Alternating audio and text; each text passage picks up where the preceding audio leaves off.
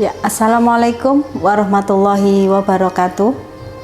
Selamat datang di mata kuliah pengantar bisnis Fakultas Ekonomi dan Bisnis Islam UIN Raden Masaid Surakarta bersama saya Sri Haryanti SEMM. Dalam perkuliahan pengantar bisnis ini kita akan membahas topik tentang pengertian bisnis dan juga ruang lingkupnya. Bisnis, kira-kira apa ya bisnis itu? Bisnis adalah satu organisasi yang menyediakan barang ataupun jasa untuk dijual kembali agar mendapatkan laba. Laba ataupun keuntungan menjadi pendorong utama para pelaku usaha untuk berbisnis ataupun mengembangkan bisnisnya.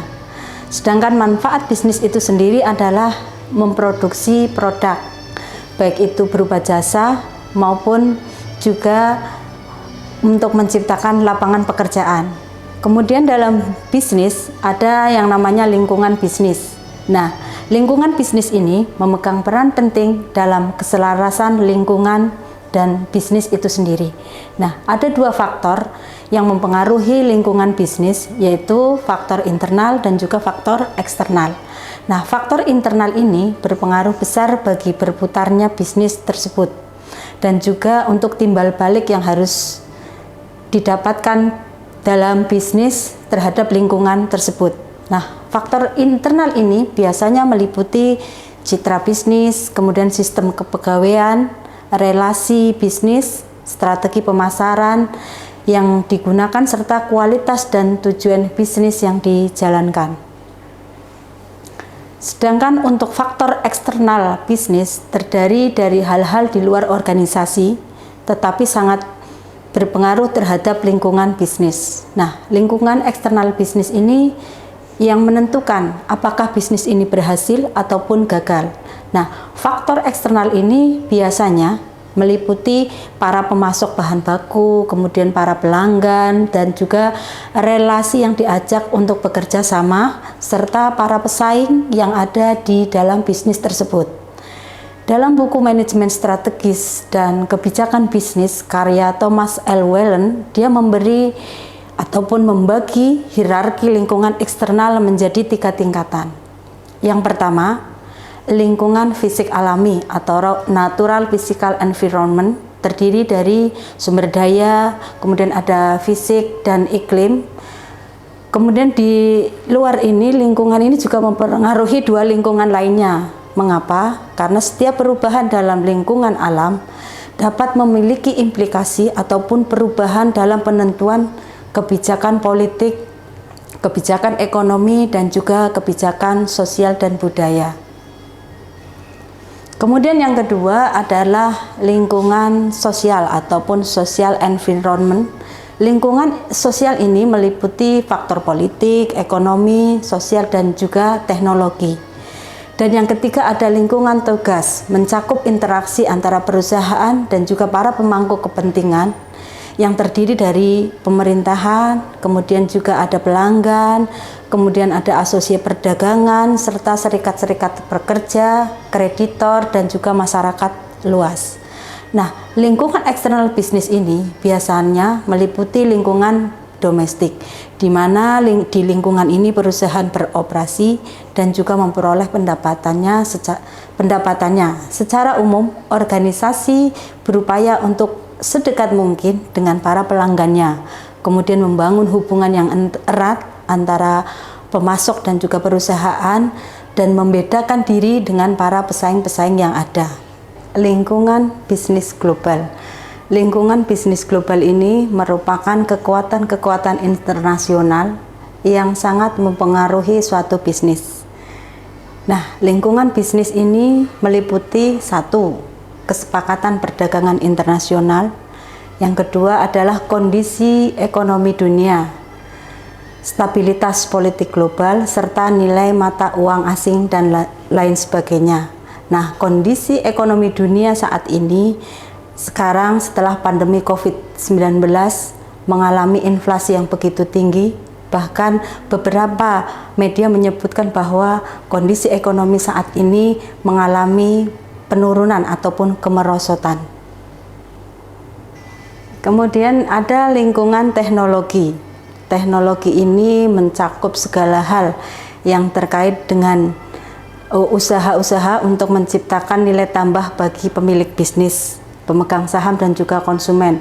Nah, teknologi ini merupakan sesuatu yang baru dan juga meliputi pengetahuan manusia yang terus bertumbuh. Maka teknologi ini tercipta untuk memperbaiki metode kerja, peralatan, perangkat-perangkat elektronik yang digunakan, kemudian juga ada telekomunikasi dan berbagai sistem pengelolaan yang digunakan untuk melaksanakan kegiatan bisnisnya. Apalagi di era digital ini, maka bisnis begitu pesat dengan adanya e-commerce dan seterusnya. Kemudian ada lingkungan hukum dan politik. Lingkungan hukum dan politik ini biasanya mencerminkan hubungan antara organisasi dengan pemerintahan. Biasanya ini terkait dengan aturan-aturan ataupun regulasi dari pemerintah yang menyangkut dunia usaha. Ada lingkungan eksternal berupa sosial dan budaya. Biasanya ini terikat dengan adat istiadat. Kemudian ada nilai, budaya, dan juga karakteristik serta kebiasaan-kebiasaan pada masyarakat yang berpengaruh terhadap produk ataupun jasa yang akan dihasilkan pada perilaku bisnis yang akan diterima oleh masyarakat sekitar. Karena kebiasaan dan adat dalam satu daerah tentunya berbeda dengan daerah lain, sehingga itu di daerah tersebut produknya bisa berbeda dengan daerah lain. Kemudian yang terakhir ada lingkungan ekonomi. Dalam lingkungan ekonomi ini kaitannya erat dengan wilayah. Misalnya di dalam satu wilayah ketika itu memberikan biaya yang tinggi, maka perusahaan harus mengeluarkan ataupun memberikan gaji kepada karyawannya dengan harga yang agak tinggi agar menarik minat para pekerja untuk bekerja di perusahaan tersebut. Karena jika itu harganya terlalu murah, maka kadangkala tidak lagi menjadi minat para pekerja untuk bekerja di perusahaan tersebut. Kemudian apa sih manfaat-manfaat untuk memahami lingkungan bisnis di sekitar? Tentunya banyak sekali manfaat ya yang bisa kita rasakan sebagai pengusaha ketika kita bisa mengenali lingkungan di sekitar perusahaan tersebut. Yang pertama tentunya adalah satu, untuk membantu mengidentifikasi peluang-peluang bisnis yang ada di sekitar kita. Kemudian yang kedua juga memanfaatkan sumber daya apa sih yang ada di sekitar ataupun di wilayah tersebut, sehingga kita mampu untuk memanfaatkan sumber daya tersebut dengan sebaik-baiknya. Kemudian yang ketiga adalah mampu menghadapi perubahan-perubahan yang terjadi. Dengan menyadari adanya perubahan yang terjadi, maka akan membantu perusahaan untuk merespon dengan cepat perubahan yang terjadi. Ini saya bisa contohkan ketika HP Nokia, di mana HP Nokia ini zaman dulu itu menjadi HP yang nomor satu, tetapi dia tidak menyadari perubahan yang ada, kemudian dia hanya setia dengan hal tersebut sampai akhirnya bermunculan Android baru pesaingnya seperti Samsung dan seterusnya. Kemudian dengan mengenali lingkungan, maka kita bisa juga membantu meningkatkan performa bisnis kita sendiri. Terus kenapa ya kira-kira ketika kita harus memahami lingkungan bisnis yang ada? Karena dengan memahami lingkungan bisnis tentunya ini mempengaruhi keberhasilan dan profitabilitas perusahaan. Dampaknya bisa kita rasakan langsung. Kemudian juga di lingkungan bisnis ini mempengaruhi kinerja, kemudian juga mempengaruhi strategi perusahaan. Jadi strategi perusahaan yang akan dilakukan untuk jangka panjang itu seperti apa, itu biasanya juga dilihat dari faktor-faktor eksternal dan juga faktor internal yang ada di dalam wilayah satu perusahaan tersebut.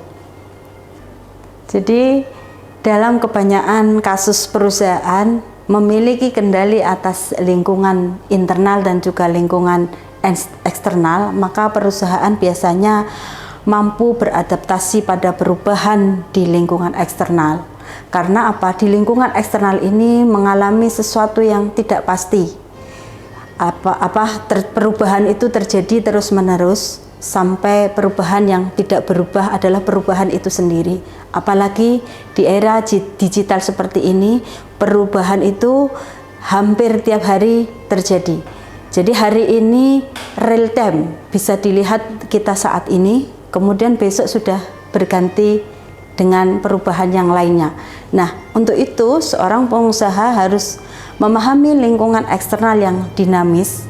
Karena apa? Harus mampu merespon dengan cepat perubahan yang terjadi, dan juga agar mampu mengendalikan SDM yang ada serta struktur-struktur organisasi dengan sangat fleksibel, dan mampu membuat keputusan-keputusan yang tepat yang bisa diambil untuk perbaikan-perbaikan unit bisnis kita. Mungkin ini yang bisa saya sampaikan terkait dengan bisnis dan ruang lingkupnya. Terima kasih. Wassalamualaikum warahmatullahi wabarakatuh.